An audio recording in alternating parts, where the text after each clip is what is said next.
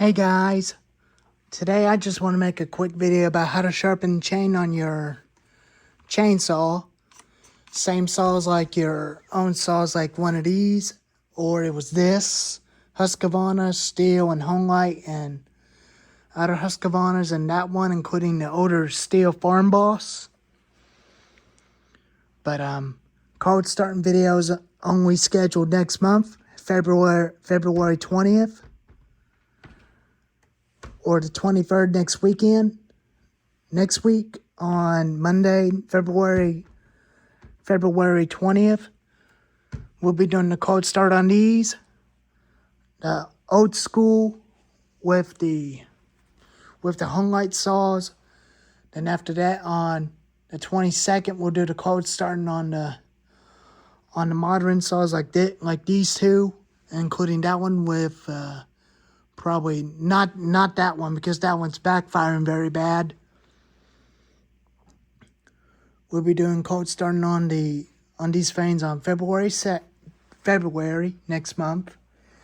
And I'm going to show you about how to sharpen the chain the right way on your chainsaws. But I know you guys are going to say the chain is already sharp. But I made the chain as a 22-inch Husqvarna chain for that chainsaw. I will be making a chain for a 20-inch bar for the Husky 450E series. But I already got the saw warmed up. I want to make sure it was pulling the chain, which it is. And it was oiling the chain, which is the great news.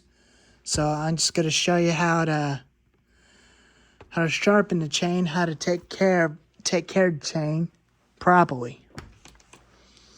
And then I'll talk about what I like about this saw and what I like about the other ones.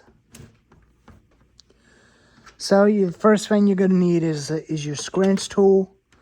All saws do come with a scrunch tool, but all of them do come with one. But if you don't have one, that's okay. You can just get a 9mm socket. Whoops. You could just get a 9mm socket. They're 9mm for these bolts. I like using these better. And I'm gonna need two hands, but I'm gonna set you down.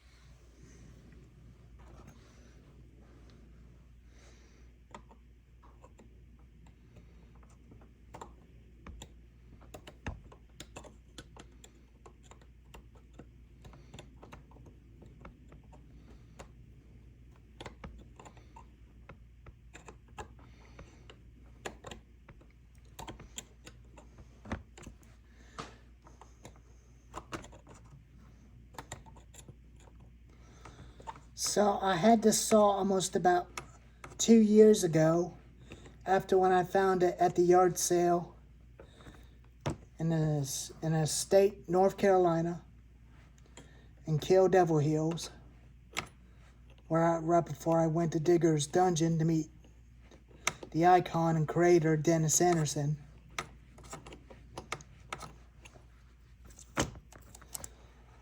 I do appreciate him for supporting me and my channel, including helping us finding a pawn shop or a flea market or yard sale. But this one came from the flea market.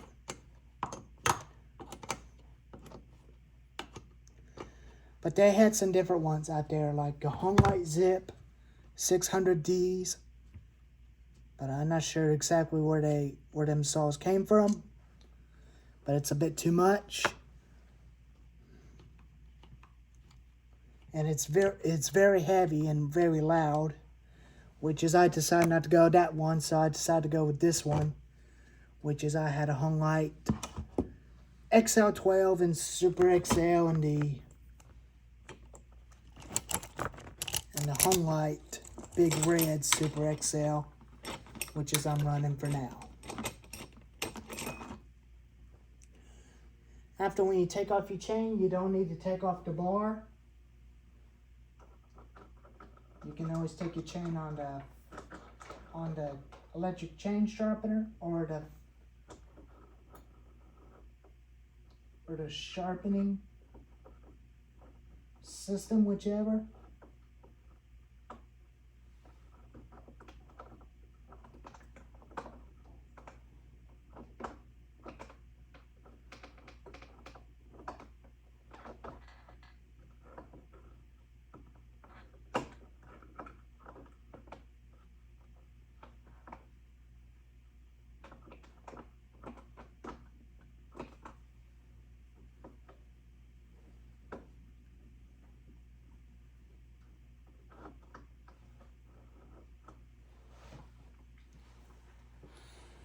So I'll set you right behind the chainsaw.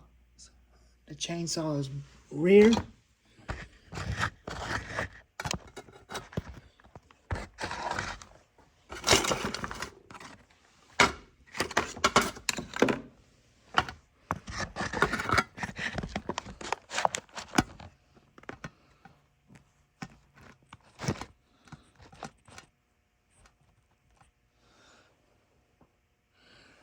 Yeah, you could still see the chain. I am going to have to get a haircut this weekend.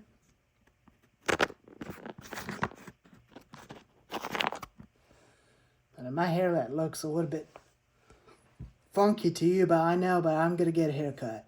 Probably this weekend or something.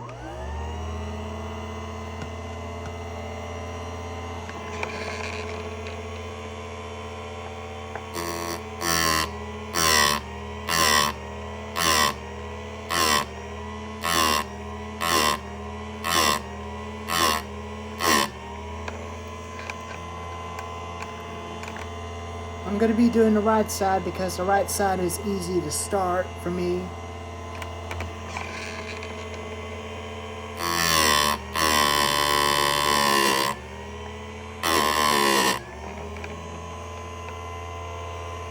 Which is, you don't have to go all the way down. You don't need to be adjusting that part because you'll absolutely cut up your chain, and your chain is definitely garbage.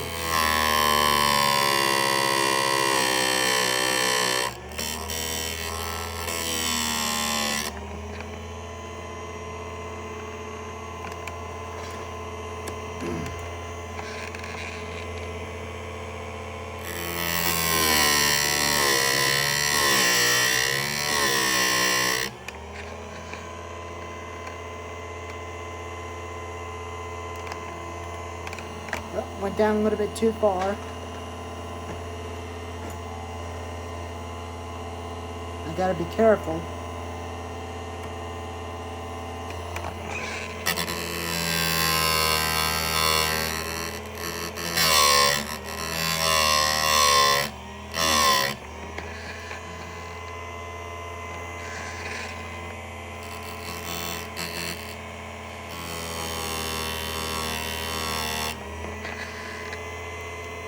Gotta be real careful when you're doing this.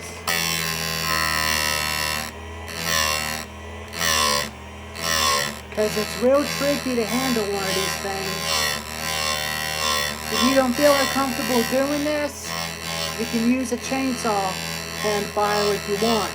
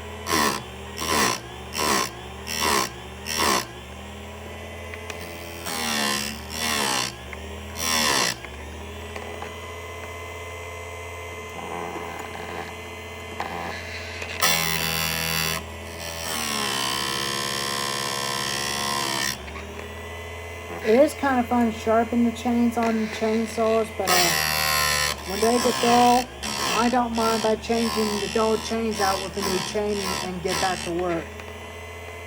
But to me, it is kind of waste a little bit of time sharpening the chain and go back up and cut some wood.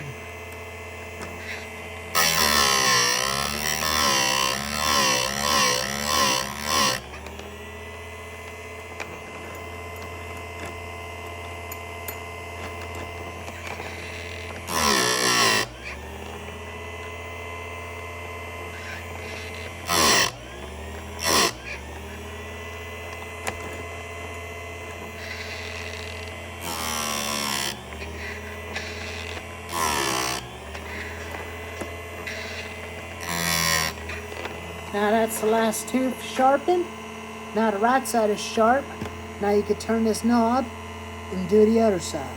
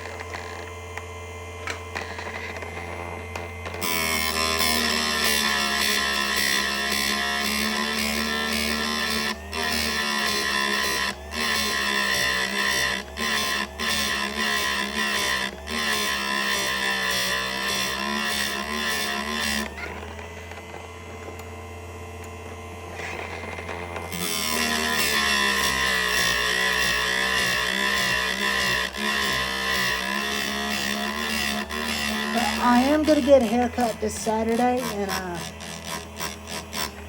maybe this Saturday we might do a cold start on the trimmers to get them ready.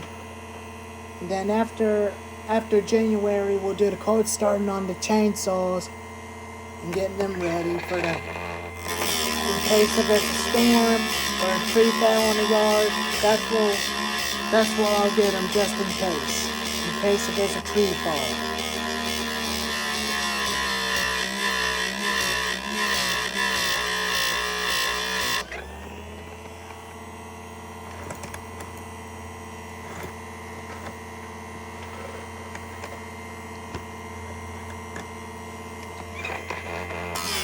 Oop.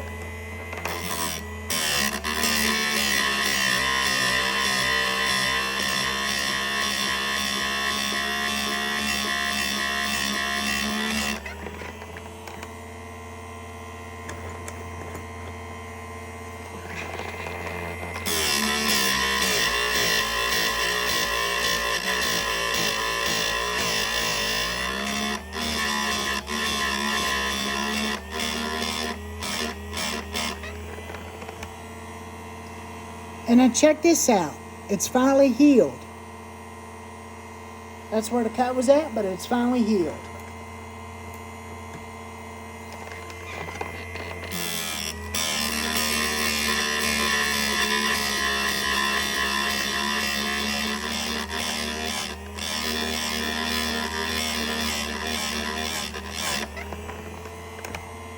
But sharpening the chain is very fun.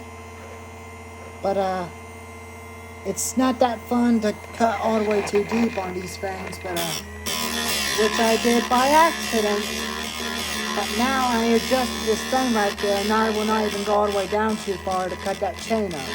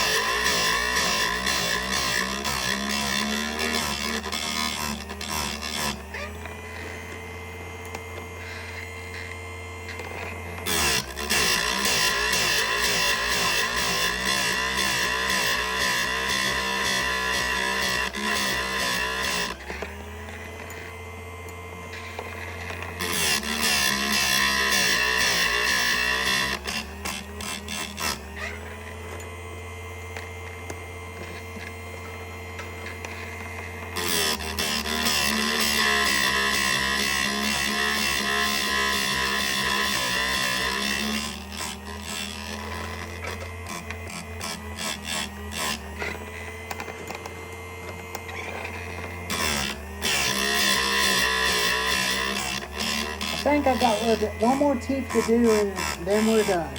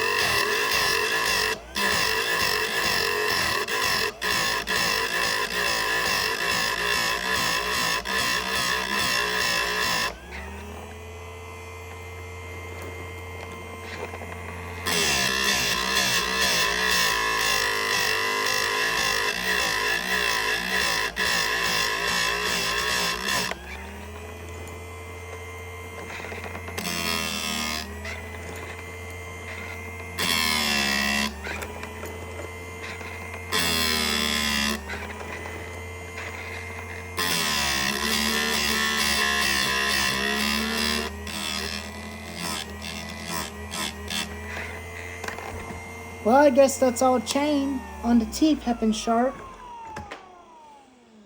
That's how you want your teeth sharpened? Just like you want. Now you can definitely put it back on your chainsaw.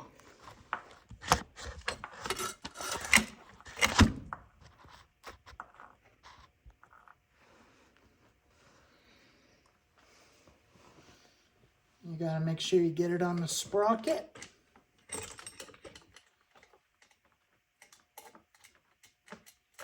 Make sure the bar is pushed all the way back. So that way it will go onto the track, onto the bar. Then you can add your clutch cover on it.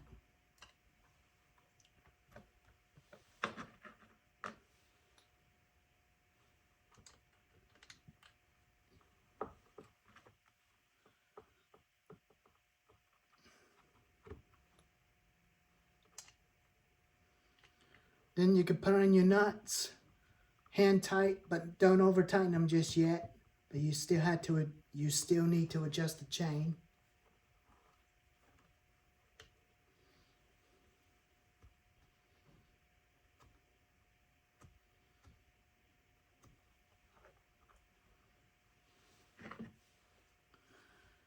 The chain tensioner is on the front because the other chain tensioner was broken.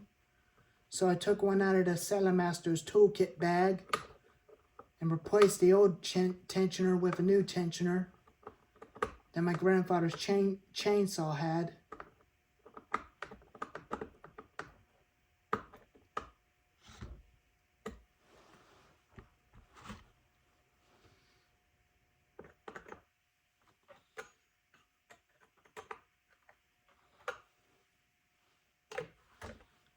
Now you can tighten up your bolts.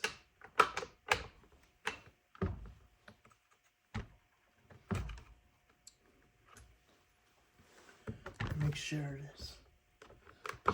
there's part of it go in there slightly, so that way the chips wouldn't fly into my face.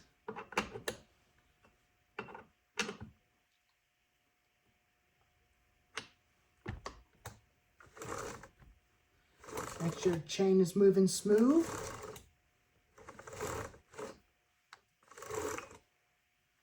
Which it is, but it is a little loose, but I'm gonna go ahead and tighten it just a little bit.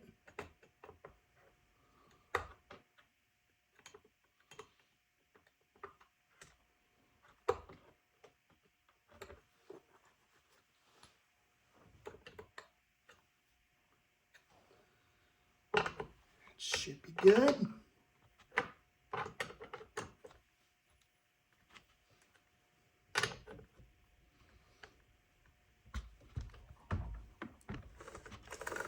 Make sure you tight it tight, but not over tight.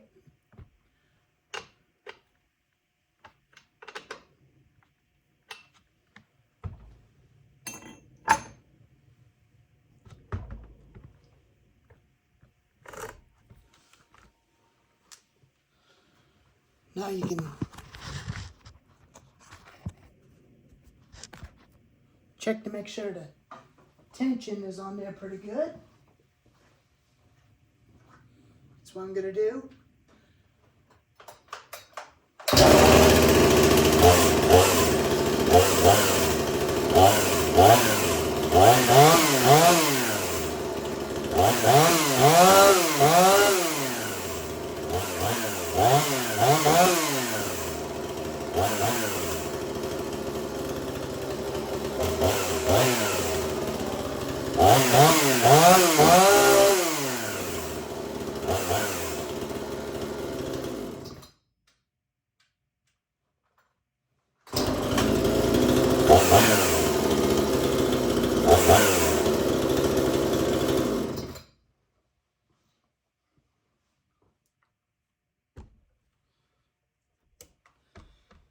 Alrighty.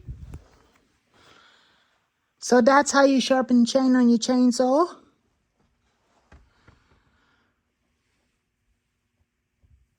It's oiling the chain.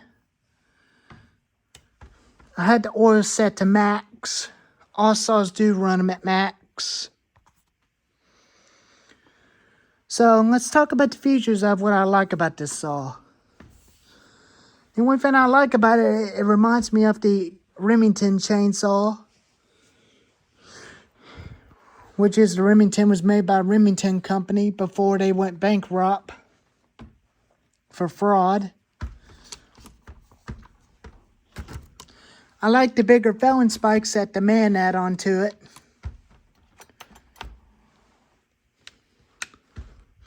And the only one thing I like about the kill switch on it reminds me of the older saws of the XL12 and the XL12 hung lights and the Super XL. I finally got the guard fix on it, so hopefully the screw will not vibrate it out when I use this saw again. But I'm still going to get the piston swapped out. I hadn't started working on it yet. And I really like the way how the choke is set up. And I like the fuel tank and oil tank at the front. And the throttle was black.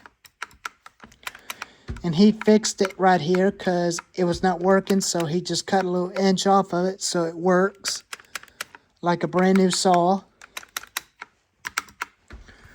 And the only thing I don't even like about it, because it don't have a primer button. But when you get about a half tank gas, but it'll run out of gas, it'll starve, which it'll run leaner because it will run out of gas. And the only thing I like about it is the oil. Best selling bar and chain oil at Menards. But you could still get Husqvarna bar and chain oil if you want. But Husqvarna bar and chain oil is very expensive. Husqvarna parts are very expensive. But this thing is an old 2001 model, but it is made in Japan, just like the Echo saws. That saw, including that one, are both made in Japan a long time ago.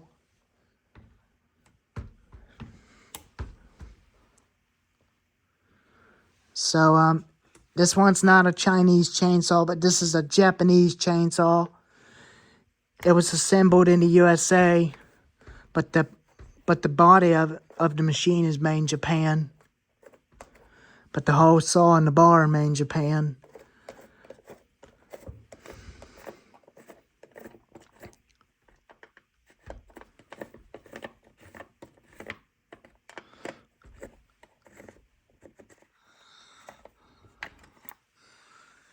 And I still hadn't cleaned the air filter on it because I always keep the air filter a little bit dirty because it's got the low and idle jet screw.